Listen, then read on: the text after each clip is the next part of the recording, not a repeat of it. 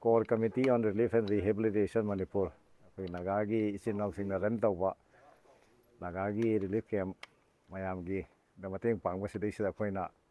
nonjaba sing bektara ekmen khoina mateng pangjabani khoi awana taba matam sidai sida amaga mateng pangna pham thui haidana adugi wakhanda khoi mathang da su khoi makhan gi relief camp da su khara pangge na ana khoi gi su mi je mayam tawuni na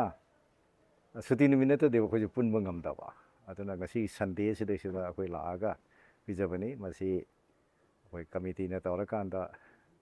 awana taraba relief camp ta leri mayam dugi kitang da wala mateng pangna ba tawjabani ana ai fine thamjage akhoi core committee on relief and rehabilitation haina chahi ani phare akhoi sina rehabilitation tarkar leba mafam da cheng oiro hitak oiro ama thinba chatpa khotpa akhoi thabak si kari ra herga mingonde nirga mingonda pithokpa hojik akhoi gi tara gi chesu nahan aina doctor tarki shoulder request tawrga ngasi harau na moina cheng pirae masi duma yam thagali yam nungai akhoi gi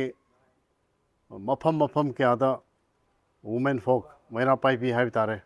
moina lam ngakpa mayam amal lei moi ji khun dai laaga mafam adu da phamani as a rotation adu da chak chaba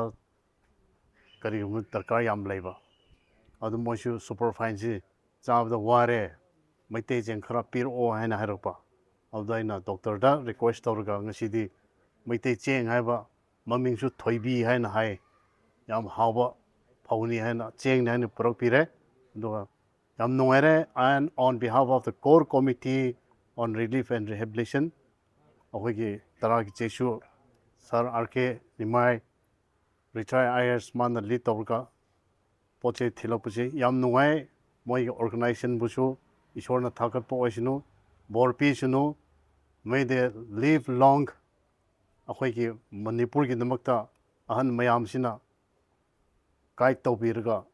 instruction mayam pirga Manipur si peace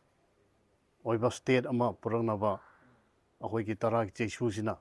lead tawrga tawhan biba chatpiba akhoi mayam na su cooperation pirga thabak tawsi haina on behalf of the core committee on relief and rehabilitation Manipur aina thanks